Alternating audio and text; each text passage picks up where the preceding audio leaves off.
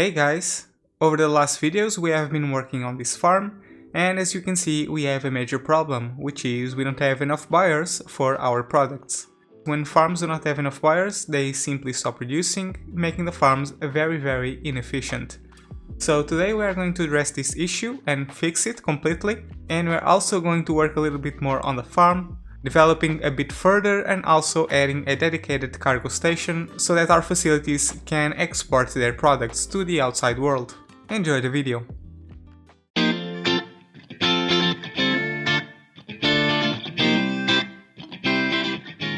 The first thing that I do before I touch my farm is to draw a district, and the reason I'm doing this now is because in this new design I also want to mix in some residential buildings.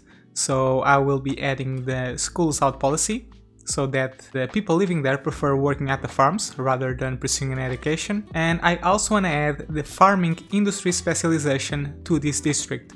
By adding this policy I can actually zone some industry inside this layout, and the buildings that spawn there will look like farm buildings. So I paint the district and I rename it to Rich Flatlands, because this location is a flatland and it's rich in fertile land.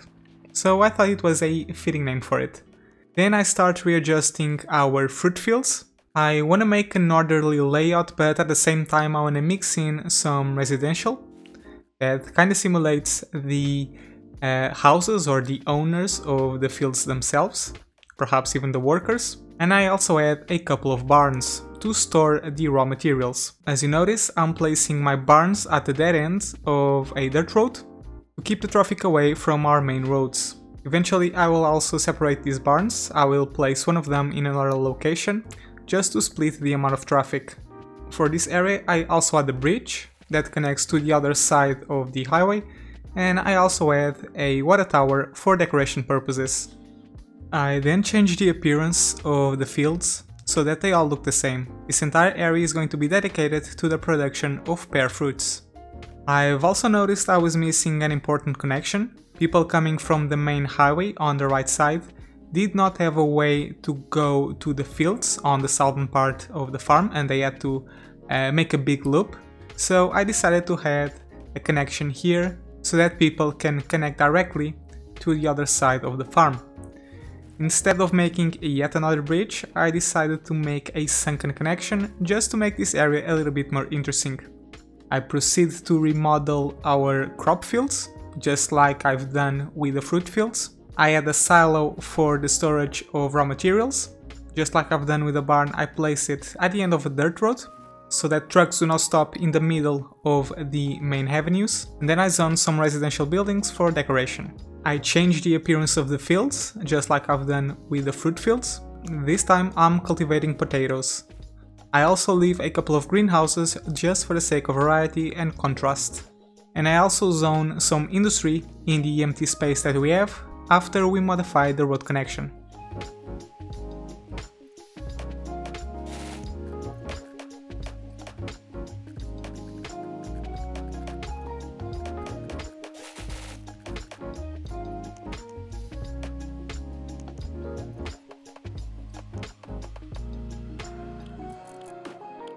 I then move to the northern part of the farm where our processing buildings are located, and the goal here is to empty as much space as possible in the top middle square, because this is where we are going to place our cargo station.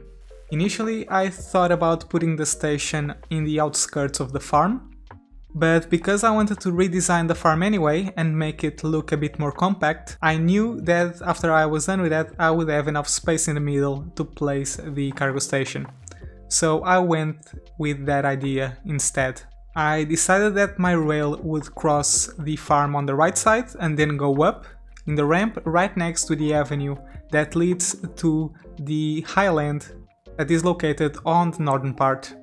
I had to terraform the land a little bit because the slopes were getting way too steep, especially for a train track, but in the end I was satisfied with how it turned out to be.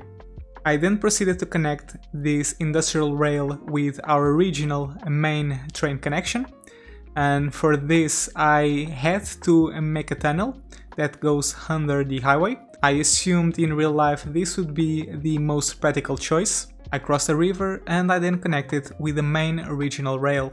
After reorganizing my processing buildings and playing a little bit with the layout, I then proceeded to place some warehouses to place our materials. Some of you suggested that these warehouses would be useful to fix the no buyers issue that we had going on in this area, because it would provide a location for the products to be stored until there was a demand for them. So I'm placing them right in the middle of the farm, with easy access to all of our processing buildings and also easy access to the cargo station, so that they can be exported very efficiently. So I played a little bit with the layout, tried different things and check how the traffic would respond.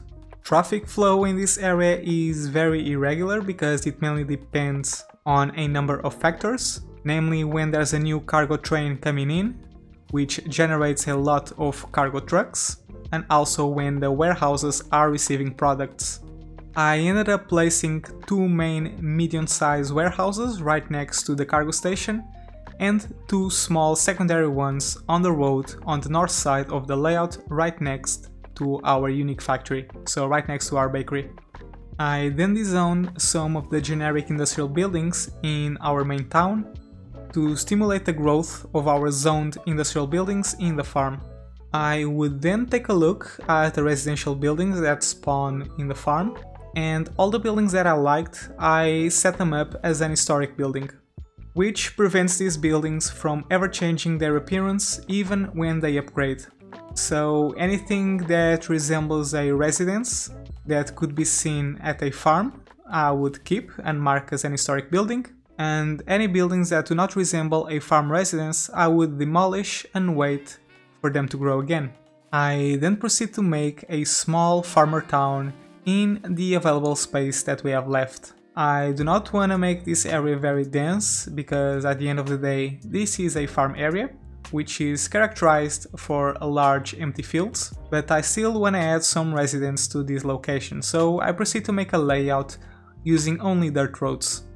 I use linear and also curvy shapes that go along the main avenues and also the main connections to make everything follow a specific grid, but at the same time look natural looking and also very organic. I add a cemetery to this location because we were in the need for one. We only have two cemeteries in this town and one of them is already filled, and we still haven't unlocked crematoriums, so I definitely needed to place another cemetery in this area. I then also place some parks for leisure. I add some pathways to improve the walkability, and then I proceed to zone our residential buildings and add a few commercial buildings so that farmers can do their groceries. I will eventually decorate this area even further using trees and also fences, but for the time being I want to set up the main structure, which includes all the roads and also buildings. I still add some available space right next to the cargo station, so I proceeded to zone some industrial. This will further increase the amount of traffic that will flow in this area, which can probably create some problems in the future, so if that happens I will just dezone these buildings and decorate this area with something else. But anyway, we are reaching the end of this time-lapse. I will meet you shortly to give you a tour of this area, where you can get a general overview of how this area ended up looking.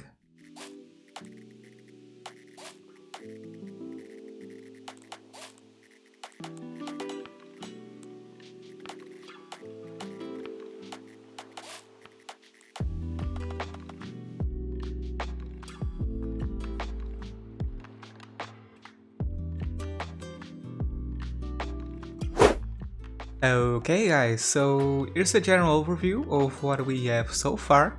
As you can see, all the issues that we had regarding no buyers for products have completely disappeared, and that's thanks to our cargo station and also to the warehouses that we have placed in this area. You can also see that we have a few sick citizens, which we are going to fix in a minute. But first and foremost, I would like to show you the traffic situation, so if I click on it, we can see that the overall traffic of the city is still 92%, even though we have just increased the amount of traffic in this area. And we can also see that the most problematic areas are this segment of road, because this is the road that trucks use to get into this avenue that will eventually connect to the roundabout and bring the industrial goods to our commercial zones in the city. But even though we have a huge amount of traffic here, that doesn't seem to be an issue. Everything is flowing very nicely. So let's just take a closer look at it. Now, regarding this entire area, one of the comments that I'm sure I'm gonna get most in this video is regarding the entrance, the access point to the cargo station. As you can see, it's composed of a single vertical line instead of a road that goes along the cargo station. That would be something like this. And the reason I've done this was just to try something out. I noticed that trucks can still access the cargo station when the road is placed like this, and they can simply go straight ahead and jump right into the garage of the station, and they don't have to make a 90-degree turn. That's what would happen if you had a horizontal line that would go along the cargo station. By having a road like this, I also ensure that the only trucks that use this road are trucks that are intending to use the cargo station, because there is no point of using this road for something else. So this kinda helps minimize the amount of traffic. Now, if we take a closer look at the surroundings, we can see that I have zoned some industry here. And these are the industry specialization zone buildings that I've mentioned you in the time-lapse. I'm not really sure if I showed you this, but the way I've zoned these buildings and got them to look like farm buildings. As you can see, this is very much different from the generic industry that we usually have. The way I've done this was by adding the agriculture specialization to the district, the rich flatlands. But now that I look at it, I already see that we have something that is not quite right. As you can see, I've placed these warehouses right next to the cargo station, and I've added these segments of road. I made these roads with the same intent than when I've built this perpendicular road that leads to the cargo station, which is to have this segment of road dedicated exclusively to the warehouses. So trucks should not be using these roads unless they were intending to use the warehouses. And by zoning some industrial buildings over here, I'm kinda defeating that purpose, because this road is now accessed by other trucks as well. So one of the things that I can do is dezone this little segment here, delete all of these buildings, and zone them elsewhere. So perhaps in this road, because it doesn't have much activity, so we can deal with the increased amount of traffic, and also in this road as well. And perhaps we can see how that works out. Another thing that I want to do is also take away these industrial buildings, because as we've seen, trucks are mainly using this road to get into the avenue, so the least traffic that we can have here, the better. And I am going to place these industrial buildings over here instead. Again, because this road gets much less activity. And I can even make some pathways to define this area a bit better.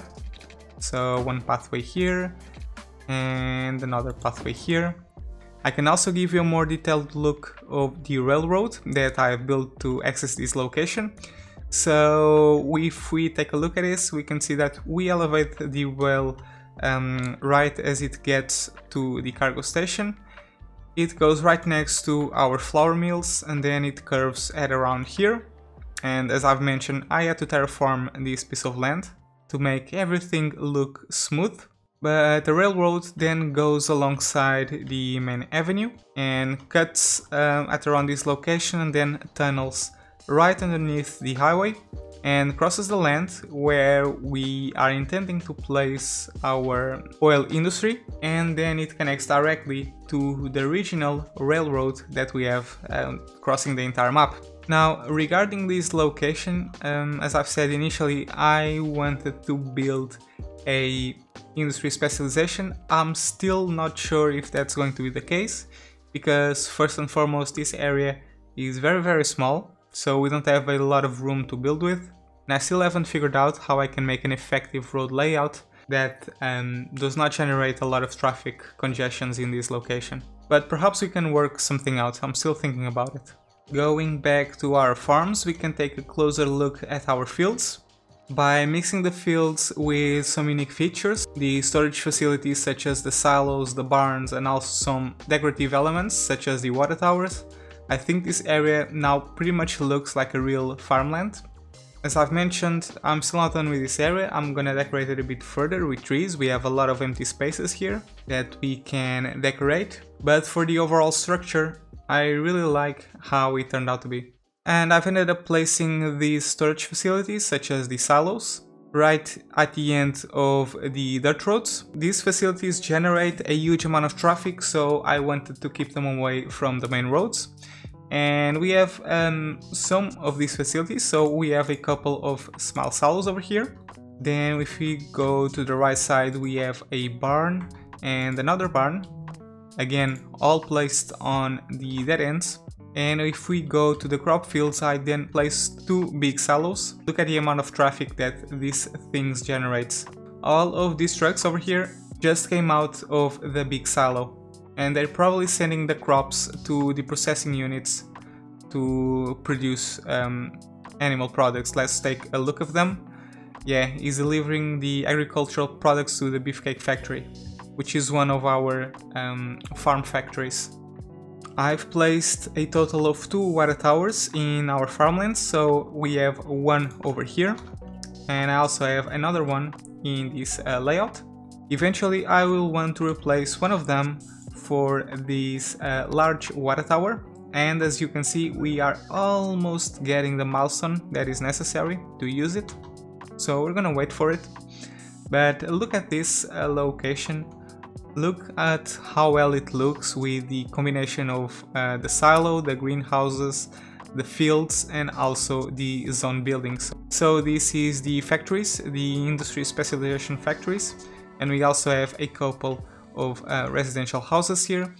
And I don't really like this multiple story house. I don't think it looks like a farm, so I'm gonna delete it and wait for something more adequate to grow. And when it does, I'll simply mark it with an historic building, make sure that it remains in this location permanently. I am noticing that we have a couple of sick citizens in this location. That's probably because of the noise pollution. So one of the things that we can add to this area is its own dedicated medical clinic. I don't have any medical facility in our Cooper town, the main town, so maybe I can place one of them. And let's see, what would be a good place for it? Perhaps right about in this little layout, in this corner. So right here. Okay.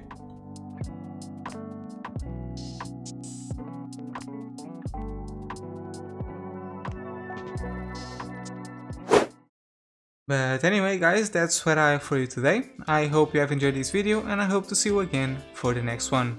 Until then, take care and have fun.